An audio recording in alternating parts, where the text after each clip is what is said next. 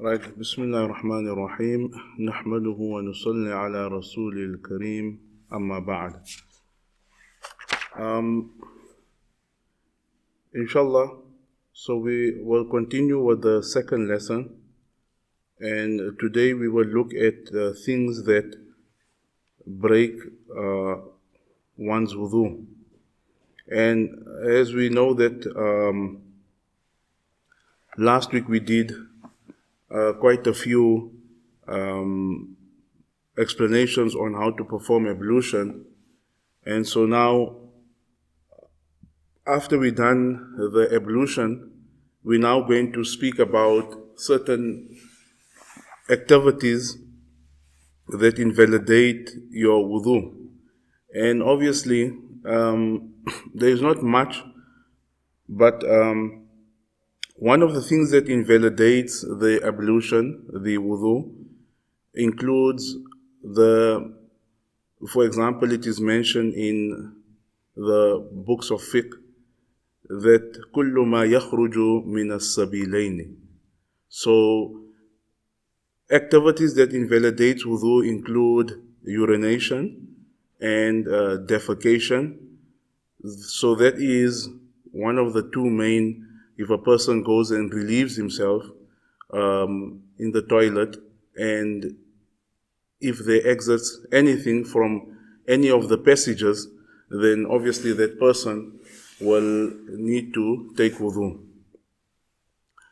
Another thing that invalidates your ablution is if somebody falls into a deep sleep. And obviously a deep sleep would be where you are oblivious of your surroundings. So if somebody is inclining is reclining on a board or on the wall or on a chair, and if that item had to be moved, this person will fall backwards, then we consider that a deep sleep. And all of us know that a deep sleep would also entail somebody who fell into a sleep where, like I said, you are oblivious of your surroundings. Then obviously when you wake up from that sleep, and if you want to perform prayer, then obviously you will have to perform the ablution. Another thing which invalidates the ablution is bleeding. So if a person's nose bleeds, or a person got cut and gets a wound, and from that wound there flows blood from that wound, then that would invalidate your ablution. Obviously, menstruation also invalidates the ablution, and also relationship with one's spouse. So coitus or sexual intercourse would also invalidate the ablution. Another thing which also would invalidate the ablution, if somebody vomits a mouthful.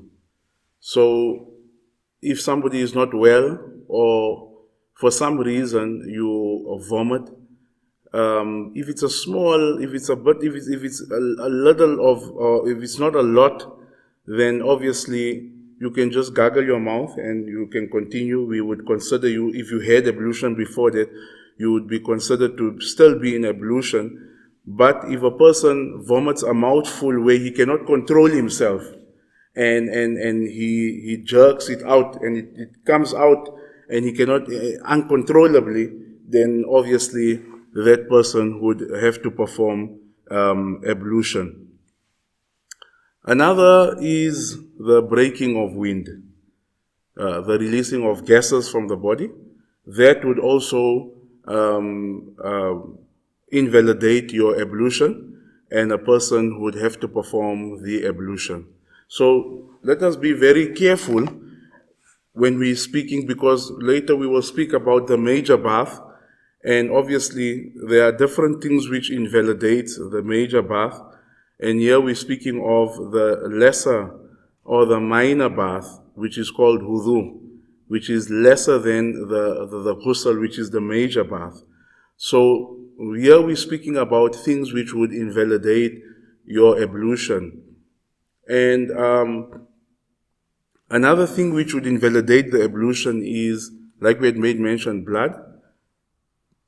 Also, sometimes a person has a certain pimple or a certain of a boil, and if that bursts and it begins to flow from the place where it was situated, if that begins to flow, or any type of liquid flows from the body, then also any part of the body, if the blood that comes out of the body does not flow, or that pus or whatever does not flow past the wound, or if it just sits there and it doesn't flow, then that will not invalidate your wudhu.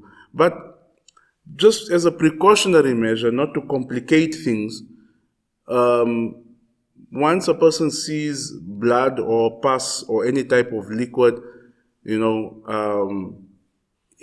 wouldn't harm you also to perform ablution.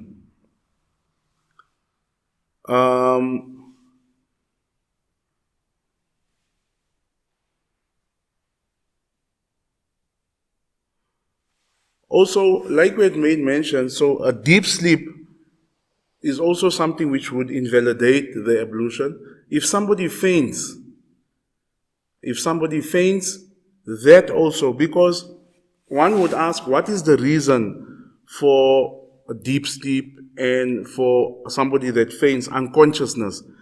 The similarity in a deep sleep and somebody being unconscious is that that person is oblivious of whatever has happened of his body. So he could have, in the interim, while he was in that deep sleep or while he had fainted, released gases from his body or something. And normally they say that when a person releases gases, because the body becomes comfortable and it's relaxed, it's at ease. And so many times we might, in the night, as we're sleeping, we might not know that. That is why when we wake up in the morning, we have to wash our hands, and also we have to take ablution, because like the Prophet ﷺ said, "La tadri ayna batat yadah," that you do not know where your hands could have gone because you are in a state of obliviousness. So that is why somebody that faints or somebody that is in a deep sleep, we would say that when they gain consciousness, they should perform ablution. One more that is very important is if a person is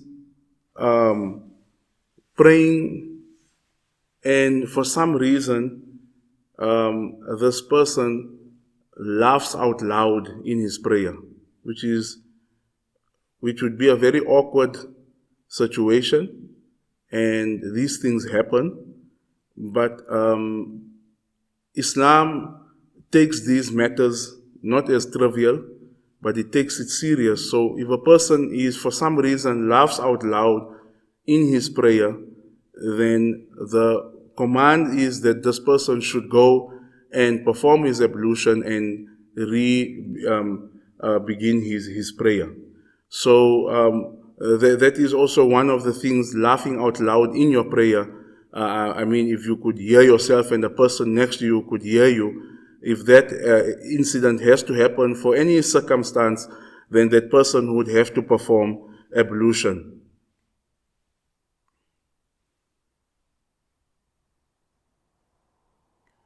Another is that, and this is just as a side note, we have sometimes people who suffer from certain sicknesses where they have a constant dropping of urination, for example, which they cannot, it's not in their control.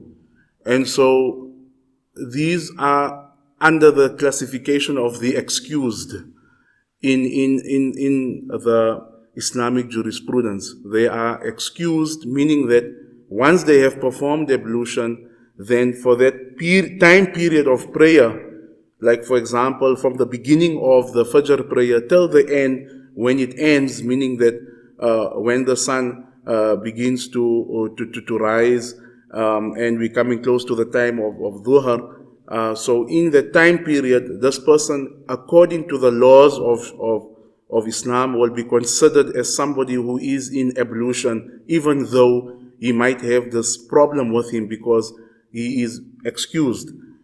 So in the time period, he will perform his ablution, but when the time ends for the first prayer, because each and every prayer has a beginning and an ending. And to explain this here, meaning that you have the beginning of the prayer, for example, when we begin to see at the time of dawn, when we begin to see the light, when the sun begins to expose itself, we know that is the time of Fajr, and then we know that when the sun begins to rise, then Fajr time is ending. So we know that is the time of Fajr. And then we know Dhahar is when the sun is at its peak. We know that is the time of Dhahar. And as the sun begins to descend at a certain time, so let's say, for example, from 12:15 or 12:30,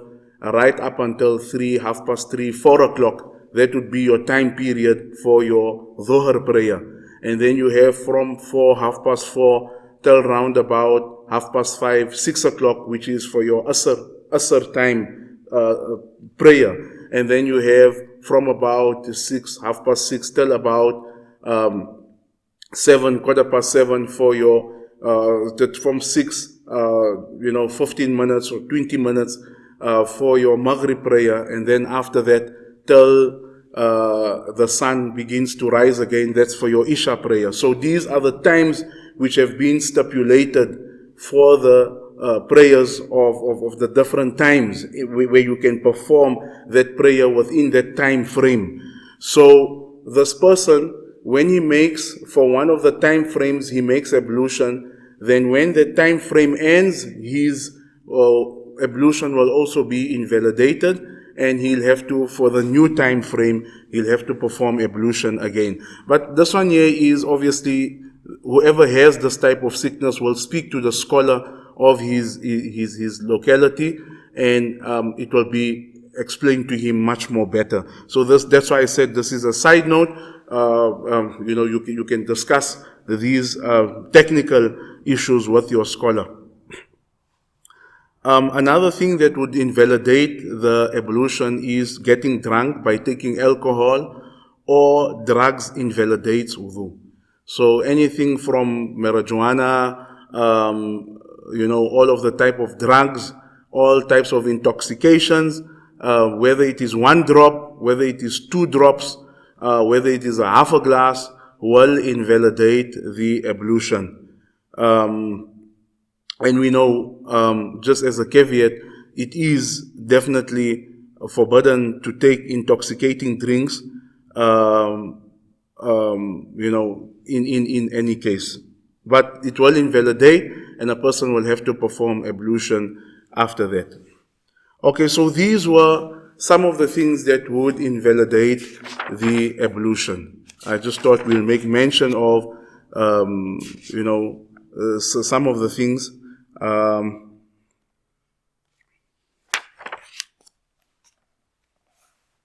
Okay.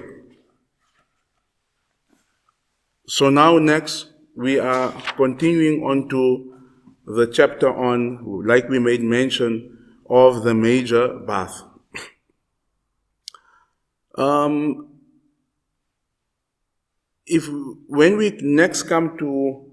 When we take a look again at ablution and the major bath, we would take it on a higher level. This time we were just explaining.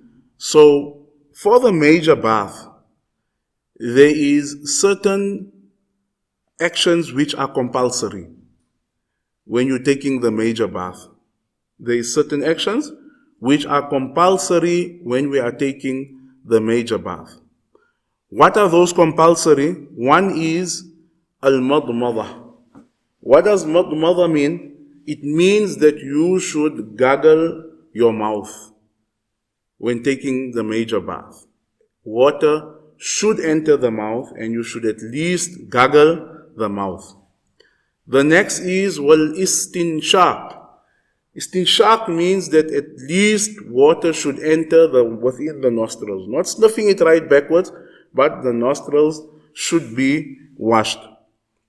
The third is, and let us keep this in mind, so we said gargling, water in the nose, and the third is every part of the body needs to be touched by water. So keep that in mind. People will ask, if I have on Q-Tex, or if I have on this, and if I have that, you make sure that every part of the body is washed. You can now rationalize, and you can now ponder over what items or what have you put on your body that does not make water reach all parts. So we should try, and we should exert and try that water, and make sure that the water reaches every part of the body, especially the navel. Many of us don't take these small areas into consideration, but we should make sure that water reaches all parts of the body. And in today's time, we have different, so I would be more precautious if a person is using the jug and bath system. We have the shower system, which is a bit more easier if, because water can reach the whole body just by standing under the shower. But like scholars have mentioned, it is better to also use the hand, or you're using a cloth or whatever, and rub the body. Make sure that you rub everywhere so that water reaches everywhere.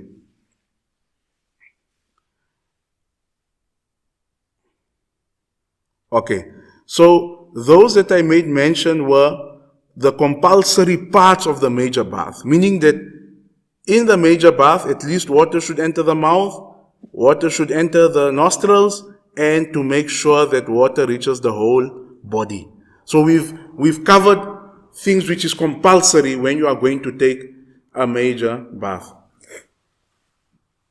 Now, these are actions which we need to consider, which the Prophet Muhammad sallallahu alaihi wasallam would do when he would go to take a major bath. قال وسنته. One is to wash your hands first. When you're taking a major bath, to wash the hands and to wash the private parts. We begin with it. We wash our hands and then to wash the private parts, so that we can take away, because like we said, these are the places for impurities. So we want to get rid of those parts first. So even if you're going in the shower or you're doing with the bucket, you make sure that the place where the water is flowing, so you scoop your water, you wash your hands first, and then you wash the private parts. Then, after that, after you've washed your hands, after you've done the private parts, you will perform ablution. So the ablution would cover those acts which are compulsory, right? Because you are going to gargle your mouth, you are going to, you will be gargling your mouth, you are going to wash the nostrils. So the ablution would be covering those parts which are obligatory. Then you will pour water on your head and the whole body. So you will make sure the water goes on the head and the person washes the whole body. If you have poured and you're sufficient and you have a nice big jug and it has covered the whole body, you go the second time, you can go the third time. Alright? I think so 1, 2, 3 times is more better, and it will cover all of these spaces. So here they were explaining that if a person is using the bucket system, you make sure that you are in a place where the water is flowing. If not, if the water is stagnating in that place, then after you have washed this, you will now move to another place, and you will wash your feet. So don't wash your feet in that water which is stagnated there. Because you remember the feet is the last part. So if for some reason the water is not moving fast or there is a small pool of water there, it's not an issue if there is a small pool of water over there, but then the person can make sure that he moves to another place before he washes his feet.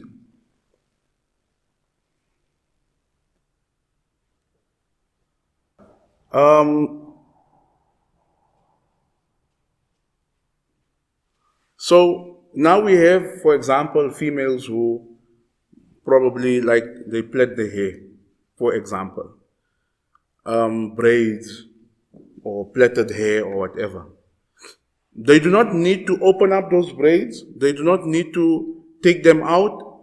But like I said, water should reach the roots of the scalp. That's what they need to make. That's what they need to make sure it reaches the roots of the hair.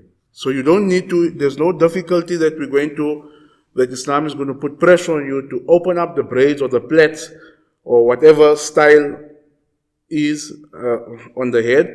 But you have to make sure that water reaches the roots of the scalp. That is one thing that you need to make sure. And like we made mention, water needs to reach every part of the body. So we're not worried about the style. We're not worried about what you have applied on your body. We're not worried of what modifications you have done.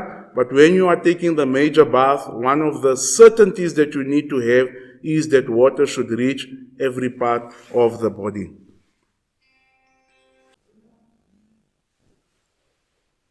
All right.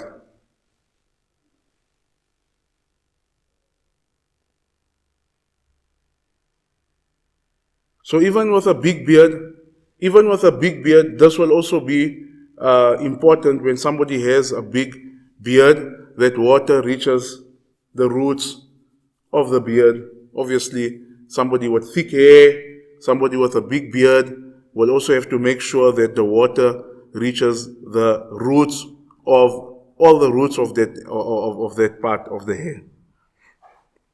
So now we're going into a few of the so now we're going into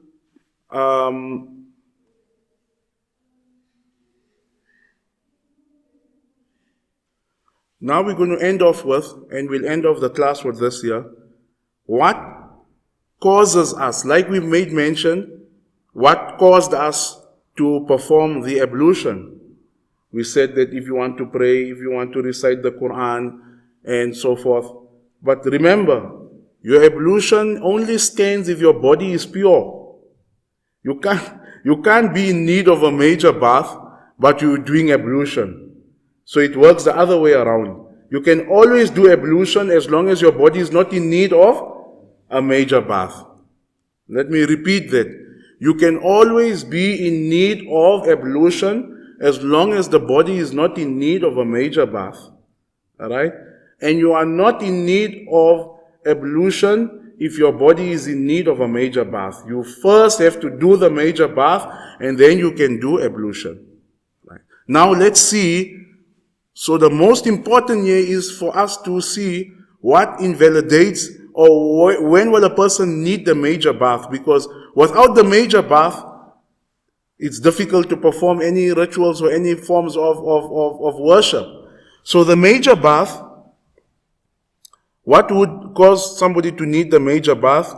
One is the exiting of semen from the body, right? Whether it is by force, whether it is by desires from the man and the female. Whether the person is in sleeping or whether the person is awake. So any type of exiting of semen from the body, awake or sleeping, a person would be in need of the major bath. So if a person had relationships with his spouse, then obviously both of them will be in need of the major bath. Right.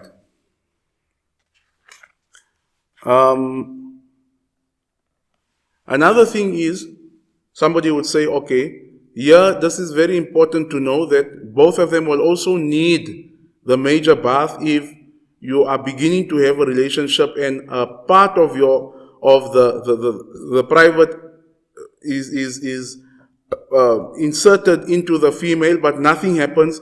But even if just a part of it has been inserted, the major bath becomes obligatory on the couple. Another which brings the major bath into obligation is the menstruation.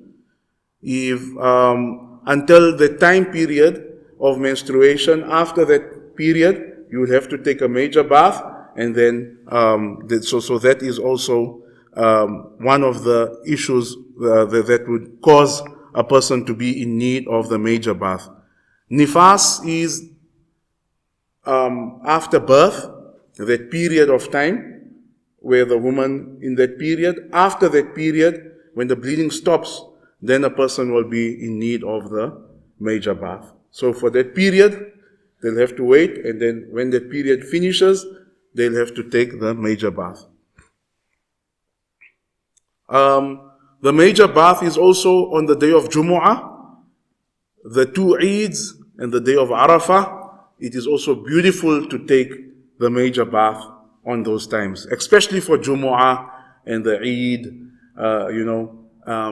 These are, sometimes some people say they bath after 2 days, some say 3 days, some in winter say they wait for the whole week. So, so I don't know, everybody, everybody has their own school of thought.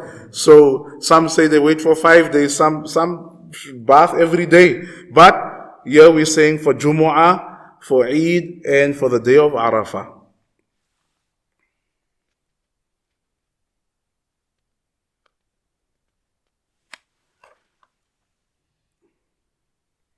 And the last part is